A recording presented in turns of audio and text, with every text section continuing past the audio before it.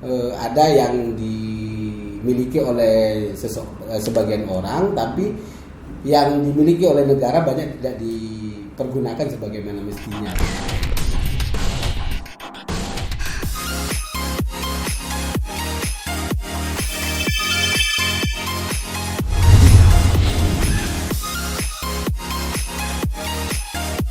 Assalamualaikum warahmatullahi wabarakatuh.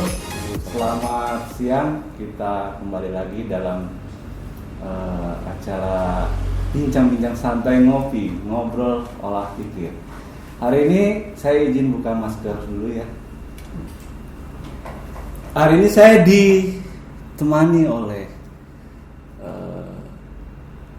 Bapak Sunanto. Beliau juga sebagai Ketua Umum Pimpinan Pusat Pemuda Muhammadiyah, akrabnya dipanggil Cak Nanto. Nah, kita akan banyak ngobrol-ngobrol santai terkait apa saja, khususnya mengenai kepemudaan. Beliau juga komisaris utama hari ini di PT Istaka Karya, dan kabarnya lagi menyelesaikan kandidat PhD-nya. Moga lancar ya. Sehat ya? Alhamdulillah. Kita sepakat buka masker, yang penting jaga jarak. Jaga jarak. Oke. Sehat semua. Iya. Cak, ini santai aja. Pertanyaannya langsung tajam nih, Cak nih. Kalau Cak Nanto melihat sebagai Ketua Umum Pemuda Muhammadiyah, kira-kira dari beberapa rentetan kejadian sebelumnya, itu tantangan kita yang paling besar sebenarnya apa nih? Tantangan kita itu sebenarnya kesadaran itu sendiri, dan yang kedua relasi kolaborasi kebijakan pemimpinnya kepada rakyatnya. Karena saya melihat ada sesuatu yang miss ya antara rencana kebijakan terus pemahaman rakyatnya, sehingga kemungkinan ada misleading terhadap perilaku kehidupan ini. Jadi saya melihat bahwa kekuasaan saat ini bisa melakukan banyak perubahan, tapi kalau tidak mampu diserap dan dilaksanakan oleh bawah, kacau juga ini.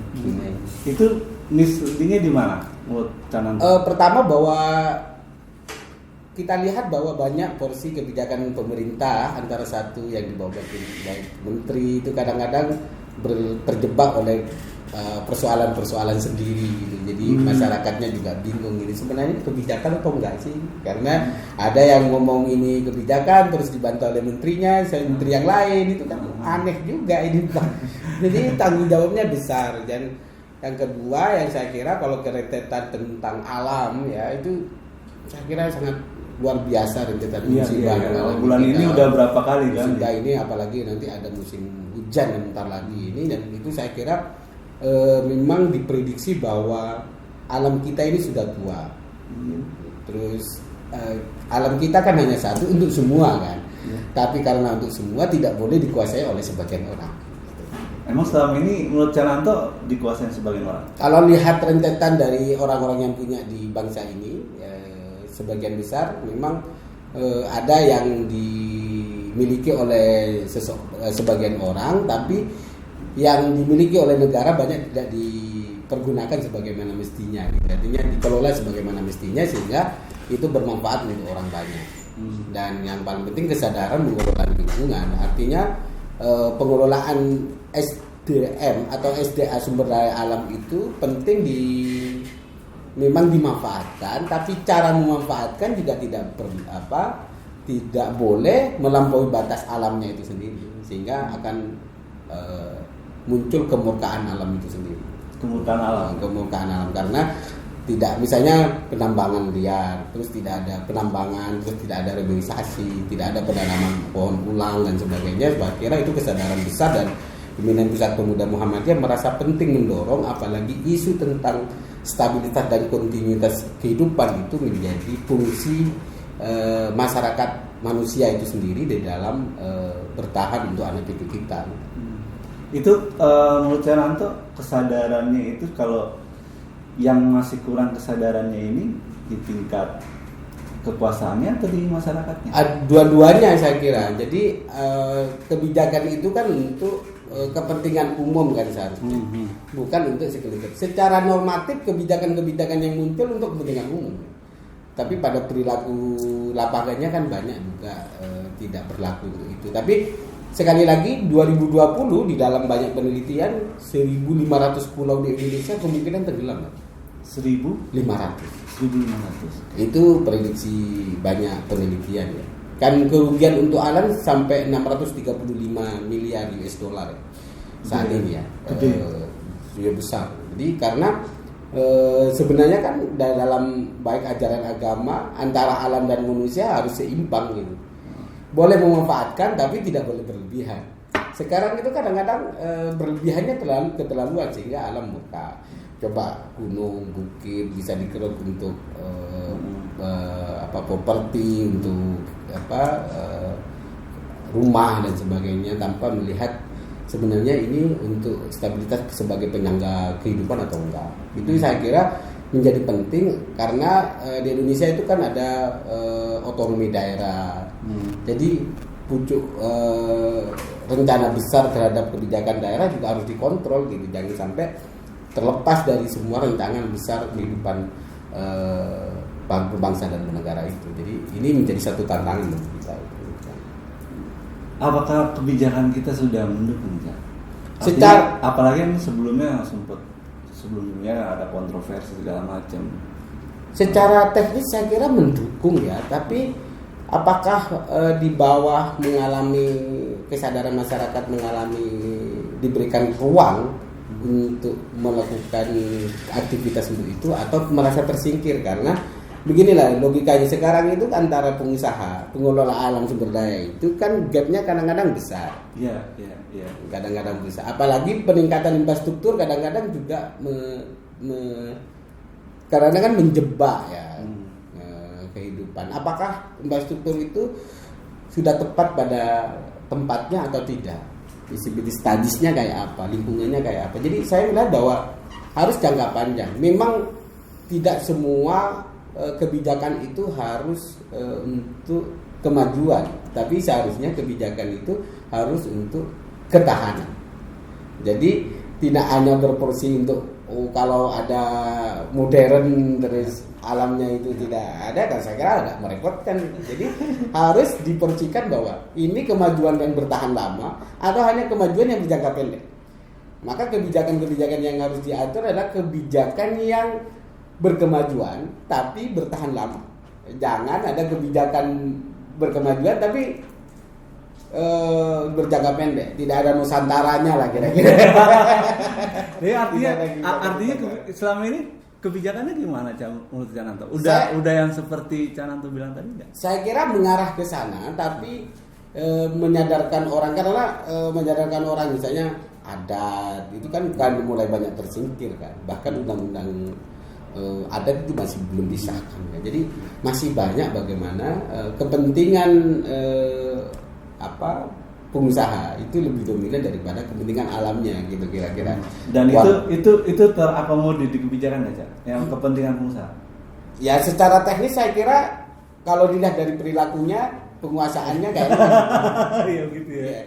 Saya tidak melihat secara jauh ya. Maksudnya kayaknya agak merah. Tapi menurut saya bagaimana ada pola antara kepinginan pengelolaan sumber daya alam itu kepada sesuatu yang berkelanjutan. Masyarakat baik, jadi tidak hanya soal fisik alamnya, tapi fisik manusianya atau cara pandang manusianya. Itu yang menjadi penting. Apalagi sekarang banyak tambang-tambang yang misalnya lihat kayak di Kalsel itu kan 52 tahun ya dia tidak pernah banjir, tiba-tiba banjir bandang kayak gitu, dan itu banyak warga di sana bilang ini perkara pembabatan hutan di Meratus, segala macam. Sementara kan di sana kan ada HOB Heart of Borneo itu kan dia meningkat sampai di Kalsel, Kalimantan Timur itu. Sekarang kalau misalnya sekarang kan maksudnya reboisasinya, pembaharuan alamnya itu menjadi perlu digalakkan. Gitu. Jadi memang makanya ada gerakan menanam pohon, ada presiden membuat suatu lembaga mangrove gitu. Itu kan ada itu untuk embrasi alam yang selama ini sekarang mulai muncul itu kan sudah mulai dibentuk. Tapi efektivitasnya kayak apa? Maka harus seimbang antara pengelolaan mangrove yang di laut dengan pengolahan alamnya, karena tidak bisa seimbang. Karena kalau pohon itu tidak mampu menyaring dan menyerap air, itu kemungkinan pasti dampaknya bencana, bos. Pasti dampaknya bencana karena sudah berlebihan. Kalau diatur ritmenya gitu loh kira-kira.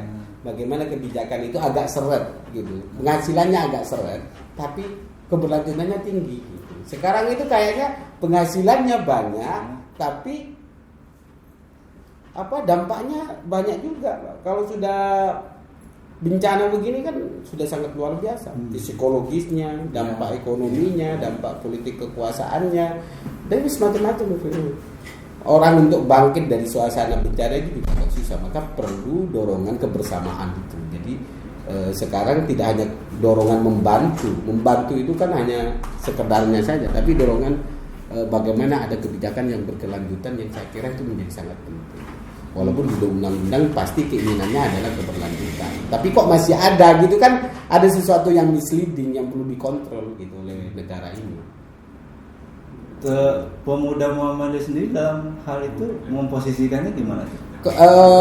Kalau pemuda Muhammadiyah sekarang lagi kita gerakkan bahwa ada gerakan 1 juta kader pencinta bumi. Dalam berapa tadi? 1000 kader cinta bumi. Itu di seluruh Indonesia. Seluruh Jadi Indonesia. sekarang kami lagi fokuskan, habis ini di training, terus by step ya, artinya pelan-pelan. Misalnya di provinsi dulu, dari provinsi nanti 1 orang bagaimana bisa mencetak kader 20 orang setiap kabupaten. Kalau misalnya setiap 20 mencetak 20 itu kan semakin banyak, dan kesadaran itu akan semakin muncul.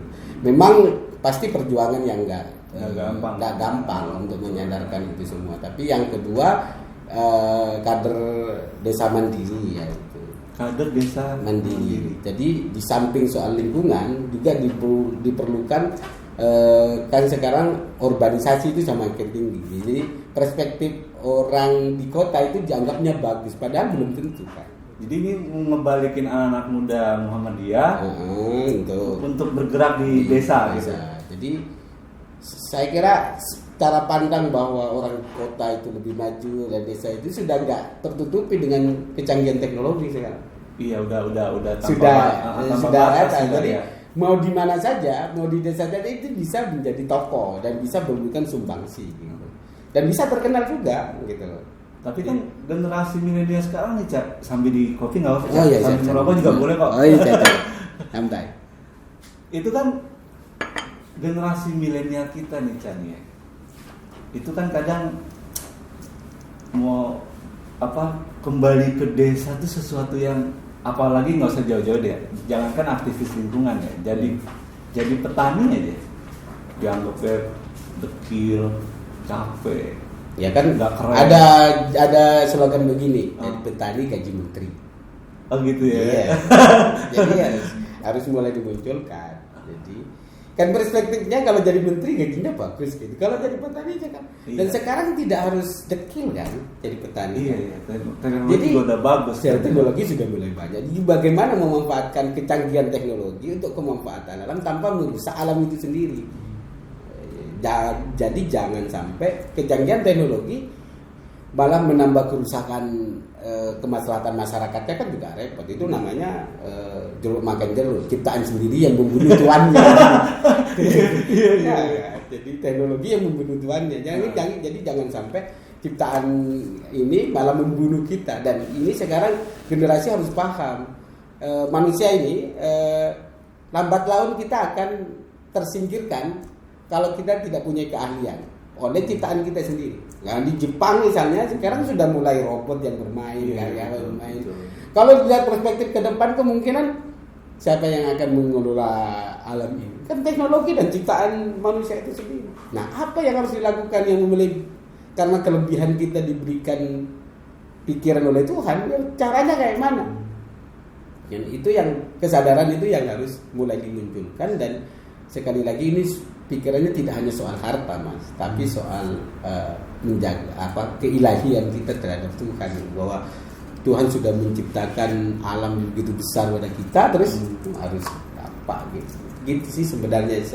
Memang ini baru awal perjuangan yang perlu disadarkan, dan siapa tahu dapat dorongan menjadi sumbangsi pemuda Muhammadiyah untuk keberlanjutan. Isu ini, isu tentang lingkungan dan isu tengah alam pasti akan terus. Pasti akan beda dengan politik, kekuasaan itu sebentar, itu paling 5 tahunan, terus raminya 2 tahun terakhir, terus ya rame polarisasi politik rame gitu-gitu, habis itu turun, habis itu bagi-bagi gitu-gitu kan sih. Jadi nggak ada yang perlu yang tapi kalau keberlanjutan tentang lingkungan pasti akan terus berlanjut. Jadi gerakan-gerakan pemuda hijau itu terus didorong. Kan sekarang kalau saya lihat kan selalu berhadapan-hadapan antara kebijakan korporasi dengan rasa menjaga bumi kan gitu.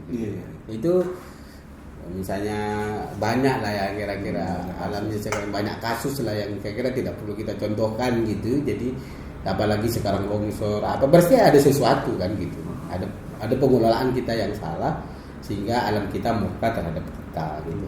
Jadi jangan menunggu alam, apalagi misalnya gempa bumi sudah berentet tahun kan, gempa bumi dan berlanjutan di kita gitu. Jadi mungkin salah satu caranya adalah bagaimana menjaga alam kita dengan cara menanam pohon, terus pengelolaan alam itu tidak dieksploitasi secara besar-besaran, harus walaupun dieksploitasi misalnya harus ada cara untuk melakukan reboisasi, penanaman kembali terhadap alam yang sudah dilakukan penambangan dan sebagainya. Itu memang lebih baik menyisihkan uang dari penghasilan untuk pengelolaan alam ketimbang malah nanti menghabisi uang hasil dari apa yang kita usahakan. Iya kan? Iya. Jadi, saya pinjam korek aja. Cocok. Kita boleh ngerokok kan? Boleh. Aku boleh. agak NU juga lama-lama. Kita jadi NU. Ini Cak, Lanto kalau jadi menteri lingkungan hidup dia perspektifnya tasawuf dia nih ya. Kan bisa-bisa ya, orang kan perspektifnya kiri kanan tasawuf gitu ya. Ya enggak, soal keseimbangan aja sebenarnya. Sebenarnya ekonomi juga bicara keseimbangan. Iya. Kan? Karena mau dapat dari mana sih? Kalau ada alam, ada jasa, ada teknologi, itu kan pengelolaannya pasti semuanya dari alam toh. Iya. Semua. Tapi kalau misalnya perspektif mengelola alamnya tidak bagus, maka berdampaknya terhadap kita. Kalau kita perspektifnya hanya penghasil, maka perspektifnya jangan hanya kita yang dapat hasil. Perspektif yang harus dibangun kesadarannya adalah bahwa kita itu mau hidup lama, dan hidup lama itu bukan hanya kita, anak cucu kita, gitu. Kalau hanya segelintir orang ya repot. Jadi makanya perlu ada kolaborasi, baik penegakan hukum, baik pengelolaan alam didampingi oleh kebijakan itu menjadi kontrol bersama masyarakat di dalamnya. Karena kita tidak bisa melepaskan itu semua. Untuk menciptakan itu, kalau perspektif pengusaha pasti soal untung rugi kan. Iya. Nggak mungkin dia mau berpikir rugi, pasti mikir untung. Pasti di mana-mana produsen gitu, misalnya gitu. Jadi ya boleh ekonomi boleh untung, tapi kenyamanan dan kesejahteraan dan keberlanjutan perlu dipikirkan oleh perusahaan. Jadi tidak usah dapat hasil banyak-banyak lah kira-kira. Sedikit tapi berkah kan gitu muarannya gitu. Kalau ini Cak, penegakan hukumnya gimana? Kan selama ini kan banyak kasus ya. Ini juga tadi kan sempat disinggung sama Cananto tuh soal sebenarnya aspek penegakan hukum segala macam itu juga menjadi penting. Nah, sekarang pemuda Muhammadiyah ngelihat penegakan hukum khususnya kasus-kasus lingkungan. Ya memang agak parah ya. Jadi memang kadang-kadang kita berpikir karena literalek hukumnya memang begitu mas kadang-kadang. Jadi regulasinya itu tidak banyak menguntungkan di bawah. Jadi ini memang itu yang agak merepotkan. Kalau ini negara hukum maka payungnya pasti payung hukum. Maka seharusnya regulasi itu juga harus menguntungkan pada alam itu sendiri. Berapa persen di alam itu yang harus kalau kita lihat masih kan tinggal kubangan gitu. Jadi hanya mengeruk apa Di Kaltim banyak tuh di cara Kaltim, Kalsel, pokoknya yang alam-alamnya yang kuat itu kan bagian Sulawesi, Kalimantan, yang ininya masih banyak. Itu yang menjadi sangat penting kita itu. Jadi memang perlu ada kerjasama penegak hukum terhadap penegakan hukum itu sendiri. Jadi memang agak keras gitu. Berarti dari sini kita bisa nih ya ngomong soal merekomendasikan kepada calon Kapolri yang baru untuk penegakan hukum gitu ya. Kira-kira gitu ya. Khususnya penegakan hukum kasus-kasus lingkungan. Ya kita khawatir kan pasti tantangan Kapolri-nya panjang, tantangan internal, tantangan luar, gitu pasti muncul itu. Jadi memang tugas penegak hukum Kapolri harus berhadapan lagi dengan backing yang kemarin kan pernah ada yang tangkap gitu, ternyata yang backingin malah penegak hukum itu sendiri, gitu kan masih banyak. Jadi memang perlu ada kolaborasi bagaimana menjaga ini ya. Saya kira mutualismenya harus jelas ya. Berdekatan hukum tetap berdiri pada hukumnya, pengelolaan tetap berpikir tentang keberlanjutan alamnya. Jadi tidak hanya alam itu sendiri yang harus dikelola. Jadi memang sekarang menjadi tantangan tersendiri baik penegakan hukum dan baik regulasi itu sendiri. Karena logikanya begini Mas. Ini kepentingan pengusahanya segelintir orang, masyarakatnya banyak. Dan ini selalu benturan. Nah, kalau masyarakat dilibatkan di sini, padahal porsi keahliannya misalnya sedikit, pasti yang diambil bukan yang masyarakat situ kan? Iya betul. Padahal yang konsisten mengawal itu masyarakat yang ada di situ kan, bukan orang yang jauh. Iya betul. Hampir kemarin kan teman-teman KPA tuh melakukan 422 kasus korupsi gitu, khususnya yang sektor-sektor. Ya banyak sekali yang kasus-kasus itu. Iya 422 desa masyarakat. Banyak itu kan karena undang-undang ininya belum disahkan juga, undang-undang adat itu. Itu pemuda Muhammadiyah mau mendorong nggak sih Cak? Ya saya kira harus didorong. Siapapun harus mendorong itu kalau mau menjaga, kecuali mau merusak. Apa alasan memang harus mendorong? Ini kan soal pelaksanakan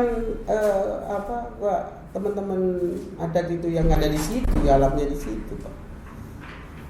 Jadi bukan orang luar yang nggak kenal alam di situ. Kan ada namanya adat yang memang antara kebijakan hukum adatnya itu alam dan ininya berelasi gitu. Ada hukum adatnya juga kan. Kalau hukum ini kadang-kadang kan tidak ada kan.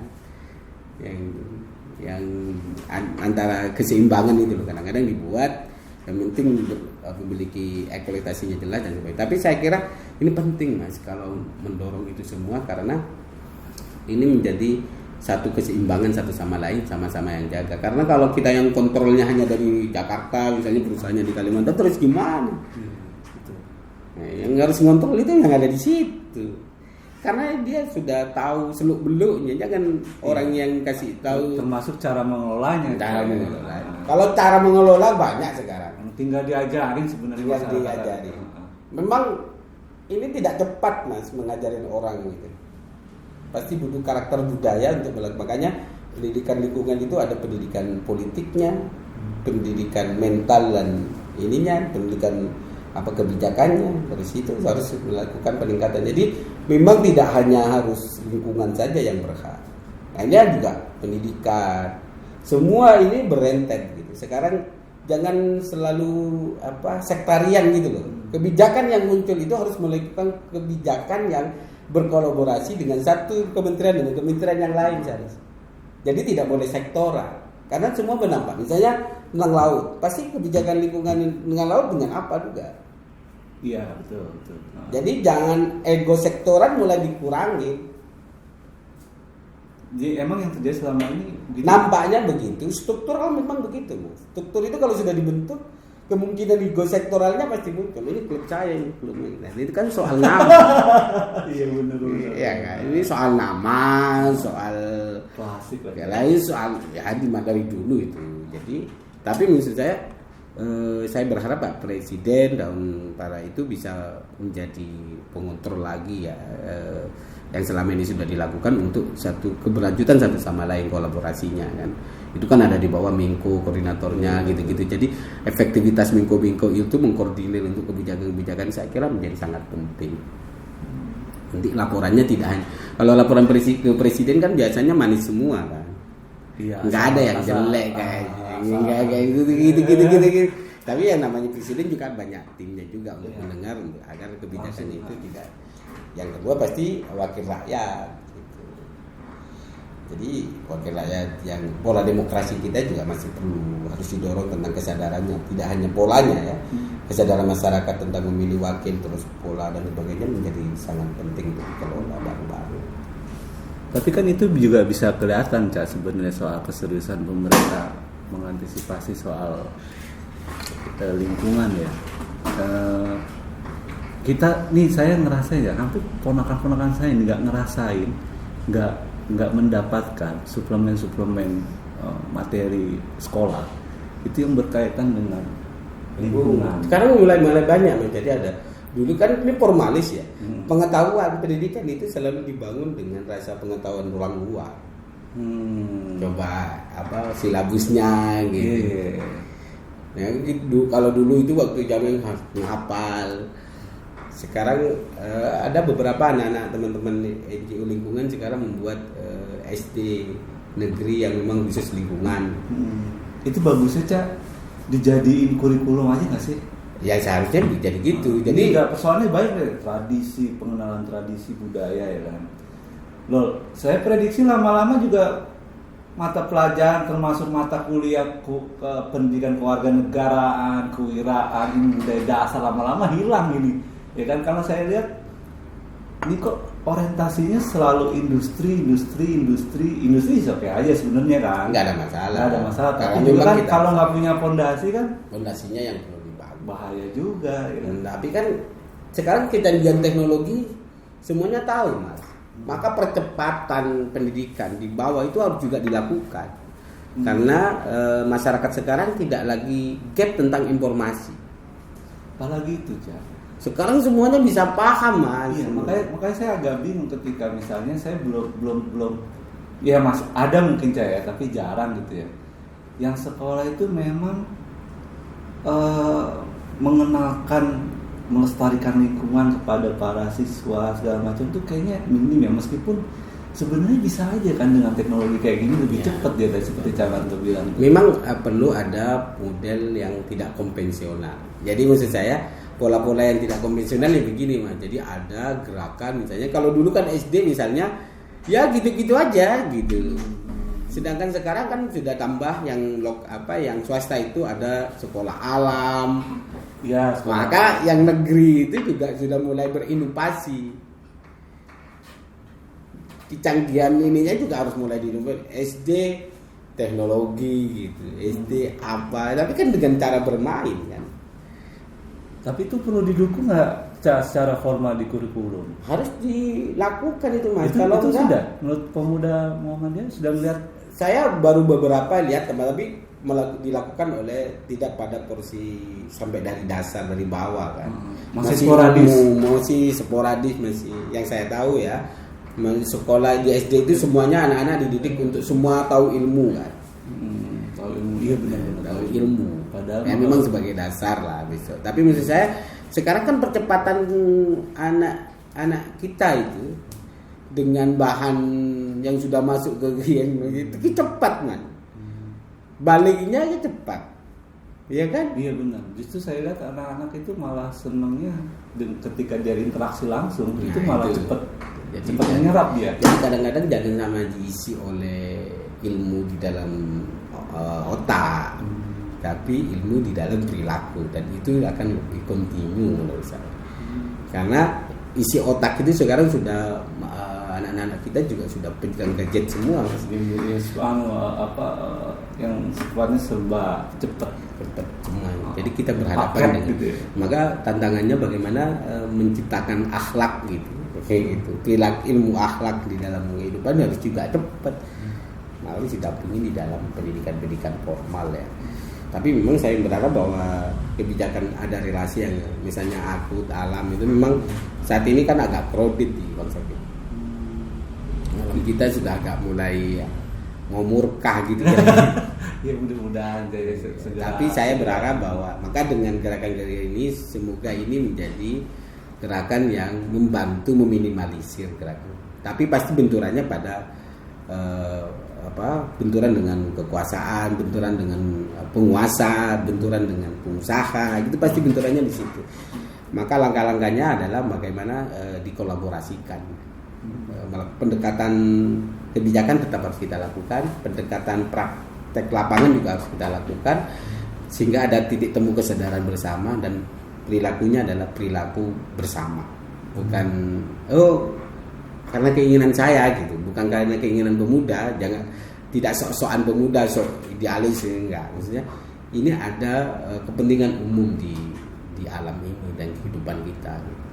Ini enggak, kalau menurut Cananto kalau kondisi kayak gini sekarang ya kan kita asumsiin Cak itu gadget itu 2000 ya di awal dari BlackBerry ya segala macam itu sebenarnya jadi ancaman nggak sih Cak? Ada satu generasi ya ancaman yang mentalnya tuh ancaman kita kalau kita tidak cepat melakukan pendampingan perilaku itu. Kalau dulu itu kalau di desa, kalau masih zaman saya itu kan mencarimu jalan kaki panjang, jauh, bisa ngaji beberapa, jadi sore ngaji, pagi sekolah, sorenya masih sekolah, tidak iya, habis maghrib masih ngaji gitu. Relasi yang sekarang mungkin modelnya sudah beda, bisa ngaji di rumah, bisa ngaji di mana-mana dan bagaimana melakukan relasi-relasi itu yang saya kira menjadi sangat penting dalam pelaksanaan menjaga alam kita ini. Karena alam ini kan titipan juga, kalau titipan ini dirusak pasti dampaknya juga kepada kita. Karena satu-satunya yang bisa menyelamatkan hanya manusia. Karena manusia yang Tuhan yang punya akal gitu. Iya, jadi nanti malah udah mental nggak kuat, kemudian akhirnya generasi itu seperti hidup di luar zamannya akhirnya. Jadi memang saya berharap bahwa political will pada political kebijakan menjadi sangat penting untuk mendorong gerakan ini. Nggak ada gunanya political kebijakan itu tidak berpihak pada keberlanjutan alam dan keseimbangan alam. Kami berharap perilaku tidak hanya kadang-kadang kan hukum bagus tapi perilakunya disiasati, jadi nggak bagus kan repot juga. Maka antara regulasi dan perilaku juga harus segera dikontrol secara masif. Itu termasuk yang kader itu nanti juga pendampingannya pada wilayah itu yang kader. Karena keahlian orang beda-beda dan kemungkinan pasti orang mau melakukan tindakan hukum itu juga harus paham tentang regulasinya. Jadi tidak hanya soal menanam. Tapi yang gerakan pemuda Muhammadiyah tadi yang awal apa sih orientasinya? Prioritas utama bahwa memperbaiki di samping melakukan gerakan-gerakan kesadaran, mendampingi yang selama ini tidak diasupin oleh teman-teman untuk melakukan gerakan alam itu segera ditemukan sebagai gerakan yang kemungkinan bisa menjadi konsistensi kebersamaan yang dilakukan oleh masyarakat, menjadi budaya gitu kan. Menjadi budaya. Jadi cinta lingkungan itu menjadi budaya. Bukan hanya untuk menanam terus dapat hasil, tapi bagaimana ada kolaborasi yang tadi jangka panjang itu ya, berkesinambungan, memberikan masukan, mengkritisi kebijakan itu penting juga. Persoalan orang setuju atau tidak setuju, tapi kan kita sudah melakukan analisis. Maka memperkuat gerakan kader-kader yang paham tentang lingkungan itu tidak hanya split untuk melakukan pendampingan ke masyarakat, tapi juga regulasinya. Sampai ke regulasi nanti caranya. Berarti panjang juga tuh ternyata. Ya memang gerakan ini panjang Mas. Jadi bisa jadi semoga kontinu juga.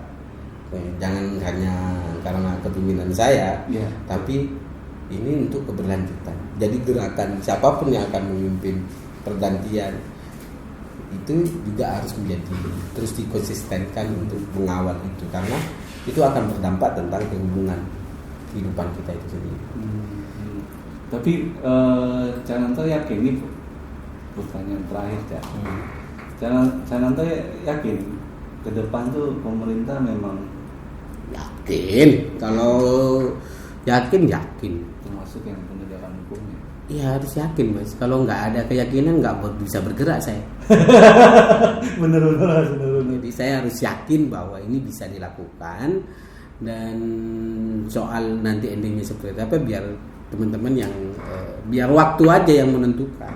Kita yang membangun aja, berusaha memberikan masukan, memberikan kesadaran, pendidikan, dan kemungkinan kalau kita tidak pernah mulai ya siapa lagi gitu. Jadi dari kesadaran kecil mungkin nanti akan besar gitu. Jadi yang paling penting bagi saya itu rakyat di kita itu tidak boleh minder gitu aja. Karena kadang-kadang minder karena kayak penampilan, padahal sebenarnya sama aja. Takut karena penampilan, makanya tidak boleh begitu. Jadi semuanya kan kalau di agama semuanya sama. Iya benar. Jadi tidak perlu ada yang lebih hebat. Yang dinilai itu bukan harta, yang dinilai itu adalah keimanan kita. Dan yang menilai keimanan kita bukan kita. Hanya Tuhan yang tahu, jangan aja yang menentukan. Termasuk bermanfaat tidak kita buat orang. Ya. Jadi yang penting kita terus berusaha lah, berdampak, dan gerakan ini dimulai dengan kajian itu sendiri. Jadi tidak serta-merta. Kalau kita biarkan tidak ada yang bergerak, mungkin ada banyak LSM gitu. Tapi kan keormasan juga, karena keormasan itu banyak gitu cabangnya, maka saya kira ini penting dorong untuk mendampingi teman-teman yang bergerak di kelompok-kelompok kecil itu menjadi bagian. Kalau sudah ormas kayak Pemuda Muhammadiyah, nanti Ansor gitu bergerak pada ranah itu, saya kira akan menjadi efek samping kesadaran yang sangat luar biasa. Meringankan beban anggotanya aja sudah sangat luar biasa. Terima kasih Kak. Sama-sama. Terima kasih waktunya. Amin. Banyak sukses. Amin. Segera kandidat PhD-nya tidak nanti jadi PhD. Ya. Baik, itu teman-teman diskusi kita yang santai, mudah-mudahan itu memberikan manfaat buat teman-teman semua. Terima kasih. Assalamualaikum warahmatullahi wabarakatuh dan selamat siang.